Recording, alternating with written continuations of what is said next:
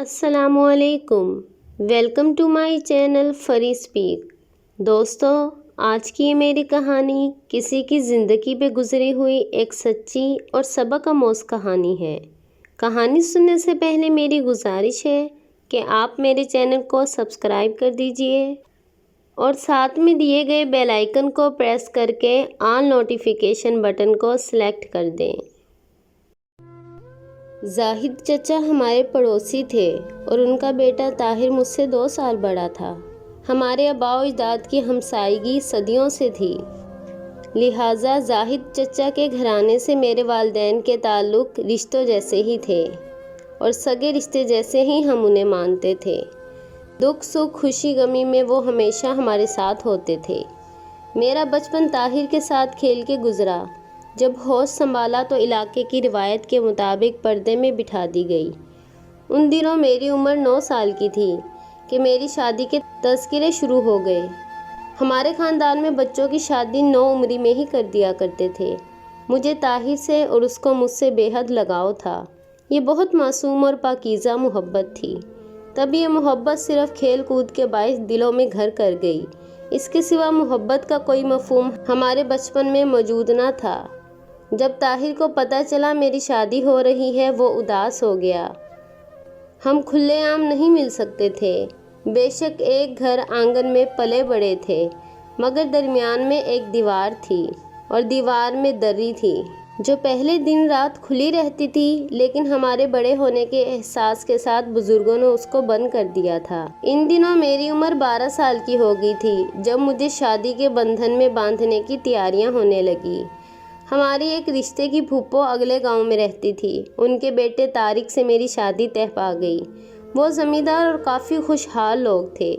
والد صاحب نے میرے مستقبل کو طارق سے وابستہ کر دیا، یہ سوچ کر کہ خوشحال گھرانے میں جا رہی ہے تو یقیناً میری بیٹی خوش رہے گی۔ بچپن میں جب دلہنوں کو بنا سنورا دیکھتی تھی، تبھی دل میں امنگ جاگتی تھی کہ میں بھی دلہن بنوں گی، گہنے پہنوں گی، چمکیلے ملبوس میں چاند جیسی لگوں گی۔ شادی کا تصور اس سے آگے میرے لیے کچھ بھی نہ تھا۔ اپنی شادی ہونے لگی تو وہ بچپن کا احساس دب کر ہی رہ گیا، کیونکہ اپنوں سے جدائی اور طاہر سے دوری کے اندیشوں نے دل کو مٹھی میں لے لیا تھا۔ درد کی لہریں روح کی گہرائیوں میں سرایت کرنے لگی تھی۔ طاہر کی امی نے مجھے بچپن میں کپڑے کی گڑیا اور گڈا بنا کر دیا تھا۔ یہ بہت خوبصورت جوڑا تھا۔ چچی نورا نے رنگ برنگے کپڑوں کے ٹکڑوں سے ان کا لباس تیار کر کے سجا دیا تھا۔ جب میں کچھ سیانی ہو گئی تھی تو طاہر کو مجبور کرتی کہ وہ میرے ہمراہ اس گڈے اور گڑیا سے کھیلے۔ اسے گڑیا اور گڈوں سے کھیلنے میں کوئی دلچسپی نہ تھی۔ وہ کہتا تھا آؤ لکن چھپائی کھیلیں، مگر میں اصرار کرتی کہ گڈے گڑیا سے ہی کھیلتے ہیں۔ گڈا تم لے لو اور گڑیا میں لے لیتی ہوں، ہم ان کا بیاہ کریں گے باری باری سے، کبھی تمہاری گڑیا بنے گی اور کبھی گڑیا میری بنے گی۔ وہ بادل نخواستہ میری خوشی کی خاطر کچھ دیر گڈے گڑیا سے میرے ساتھ کھیلتا۔ بچپن بیت گیا اور میں نے گڈے گڑیا کو مٹی کی ہانڈی میں چھپا دیا، جیسے کہ میرا خزانہ ہو۔ شادی سے ایک دن پہلے طاہر مجھ سے ملنے آیا تھا، نورا چچی کے ساتھ۔ امی نے منع نہ کیا۔ وہ کمرے میں آ کر مجھ سے کہنے لگا، شادی کے بعد بھول تو نہیں جاؤ گی؟ بھولنے کی بات تو بہت دور ہے، تم مجھے ہمیشہ یاد رہو گے طاہر۔ ہاں، ایک شرط پر نہیں بھولوں گی، اگر تم میری گڑیا اور گڈے کو سنبھال کر رکھو گے اور مجھے بعد میں لا کر دے دو گے۔ ابھی میں ان کو ساتھ نہیں لے جا سکتی۔ اس نے وعدہ کر لیا۔ شادی کے بعد میں سسرال کے گاؤں میں آ گئی۔ شادی کی نزاکتوں کو نہیں سمجھ سکتی تھی۔ چند دن تک تو طارق نے مجھے بہت لاڈ پیار کیا اور پھر وہ مجھ پر شک کرنے لگا۔ کسی سے بات کرتی تو برا مناتا، کسی کے گھر جانے نہ دیتا تھا، میلے پر بھی نہ جانے دیتا تھا۔ میں چھپ چھپ کر روتی رہتی تھی۔ ماں باپ دور تھے، کسی سے کچھ نہ کہہ سکتی تھی۔ ایک روز چھت پر کپڑے ڈال رہی تھی کہ میرا شوہر وہاں آ گیا۔ اس وقت میں سڑک پر جھانک رہی تھی کہ ادھر سے ایک شخص گزر رہا تھا۔ طارق نے پوچھا، بتاؤ یہ کون ہے؟ میں نے جواب دیا، مجھے نہیں معلوم، کوئی راہ گیر ہوگا۔ تو تم اس کو کیوں دیکھ رہی تھی؟ بس ویسے ہی کوئی یہاں سے گزر رہا تھا، میں نے جواب دیا۔ آج رات میں زمینوں پر تھا تو تمہارے پاس کون آیا تھا؟ طارق، کوئی بھی تو نہیں۔ اس نے مجھ پر چاقو نکال دیا اور اتنا ڈرایا کہ خوف سے میں نے سیڑھیاں پھلانگ دی۔ میں نیچے کو گر گئی، صحن میں تخت پوش پر بیٹھی سانس پر جا گری اور بے ہوش ہو گئی۔ مجھ پر جو گزری میں کیا بتاؤں۔ اب تو طارق ہر وقت میری نگرانی کرنے لگا، گھر والوں کو خط بھی نہ لکھ سکتی تھی۔ تبھی والد صاحب نے میری خیریت معلوم کرنے کو اپنے پرانے ملازم بابا فضل کو بھیجا۔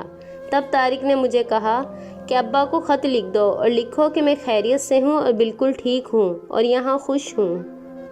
آپ میرے بارے میں بالکل بھی پریشان نہ ہو، ابھی میں مائکے نہیں آنا چاہتی۔ میرا شوہر بولتا جا رہا تھا اور میں لکھتی جا رہی تھی۔ پھر اس نے خط کو لفافے میں ڈال کر بند کر کے رکھ دیا، اور جب فضل بابا سے بات کرنے بیٹھک میں گیا تو میں نے جلدی سے لفافہ کھولا، ایک چھوٹے سے پرچے پر لکھا کہ بابا جانی میں بالکل بھی ٹھیک نہیں ہوں، جلدی آ کر مجھے یہاں سے لے جائیں۔ پھر لفافہ بند کر کے جہاں رکھا تھا وہیں رکھ دیا۔ دل دھڑک رہا تھا کہ کہیں طارق کو نہ پتہ چل جائے۔ میرے شوہر نے لفافے پر شک نہ کیا، جیسے بند تھا ویسے ہی فضل بابا کے حوالے کیا۔ میں نے سکھ کا سانس لیا۔ خط ملتے ہی 2 روز کے بعد میرے بابا آ گئے۔ میں نے بہت چاہا صبر سے کام لوں، مگر خود پہ قابو نہ پا سکی اور ان کے گلے سے لگ کر پھوٹ پھوٹ کر رونے لگی۔ میں نے کہا بابا یہ شخص مجھے روز چاقو سے ڈراتا ہے، آپ ساتھ لے چلیں، اب میں یہاں نہیں رہوں گی۔ ابو کو میری پیلی رنگت سے اندازہ ہو گیا تھا کہ میں یہاں خوش نہیں ہوں۔ انہوں نے کچھ نہ کھایا نہ پیا۔ میری ساس اور شوہر سے کہا میری بیوی بہت بیمار ہے، اس کے لیے خوش بخت کو لینے آیا ہوں، آپ اس کو میرے ساتھ بھیج دیں۔ ان کو انکار کرنے کی جرأت نہ ہوئی اور میں والد کے ہمراہ مائکے آ گئی۔ والدین نے طارق کی شکی طبیعت اور سلوک کے بارے میں سنا تو بہت پریشان ہو گئے۔ انہوں نے مجھے سمجھانا چاہا تو میں نے واضح کر دیا کہ مجھے مار ڈالو لیکن اب میں وہاں نہیں جاؤں گی۔ میری حالت کے مد نظر والد نے مجھے نہ بھیجا تو طارق نے طلاق بھجوا دی۔ میری جان شادی سے چھوٹ گئی، جو میرے لیے خوشی سے کم نہ تھی۔ مجھے شادی سے اب نفرت ہو چکی تھی۔ جب میرے سامنے شادی کا نام لیا جاتا تو میں رونے لگ جاتی تھی، ہاتھ جوڑ دیتی تھی کہ دوبارہ مجھے اس امتحان میں نہ ڈالیں۔ وقت گزرتا گیا، ساتھ میری عمر بھی بیت رہی تھی۔ شادی کا بندھن کسی لڑکی کو پسند ہو یا نہ ہو، اسے شادی کے مراحل سے گزرنا ہی پڑتا ہے، کیونکہ یہ ایک فطری امر ہے۔ والدین بھی سدا سلامت نہیں رہتے اور لڑکی کو بعد میں کسی کی سہارے کی ضرورت ہوتی ہے۔ پھر مرد کے سہارے کے بغیر عورت کی زندگی بغیر 4 دیواری کے گھر جیسی ہوتی ہے۔ طاہر کو میرے اجڑ جانے کا بہت دکھ تھا، ایسے ہی جیسے کہ مجھ سے جدائی کا دکھ اس نے سہا تھا۔ وہ تو اپنی ماں سے کہتا، اماں اگر بخت کی شادی طارق کے بجائے کسی اور اچھے انسان سے ہو جاتی تو اس کو دکھ نہ جھیلنے پڑتے۔ 1-2 بار تو اس کی ماں یہ بات سن کر خاموش ہو گئی۔ بالآخر کہنا پڑا کہ بیٹا تم کیوں اتنا اس کا غم کرتے ہو، تم کو اس کے ساتھ شادی کی آرزو تو نہیں ہے۔ طاہر شرمیلا لڑکا تھا، ماں کے سامنے زبان نہ کھول سکا۔ میلوں میں وہ ہمیشہ کبڈی اور دیگر مقابلوں میں حصہ لیا کرتا تھا۔ اس بار بھی میلے میں وہ گیا، لیکن نورا چچی نے آ کر بتایا کہ میرے بیٹے کو پتہ نہیں کیا ہو گیا ہے، اب کسی بھی کھیل میں حصہ نہیں لیتا، اور اگر دوستوں کی اصرار پر حصہ لے لے تو مقابلہ ہار جاتا ہے۔ اب تو اسے ہارنے کا خوف اس قدر ہے کہ وہ مقابلے میں شامل ہونے کا کوئی نام بھی نہیں لیتا۔ مجھے ایسا لگتا ہے کہ اس کے دل کا چراغ بجھ چکا ہے۔ میں نے کہا چچی میں اس کو سمجھاؤں گی تو وہ ضرور حصہ لے گا، اور اگر تم مجھے میلے میں لے جاؤ تو چچی سچ کہتی ہوں وہ جس کھیل میں بھی حصہ لے گا جیت جائے گا اور اول انعام پائے گا۔ یہ بات چچی نورا کے جی کو لگی۔ اس نے چچا سے بات کی اور پھر طاہر کو مقابلے کے لیے اکسایا۔ اسے بتا دیا کہ اب تیرا مقابلہ دیکھنے کے لیے خوش بخت میلے پر آئے گی۔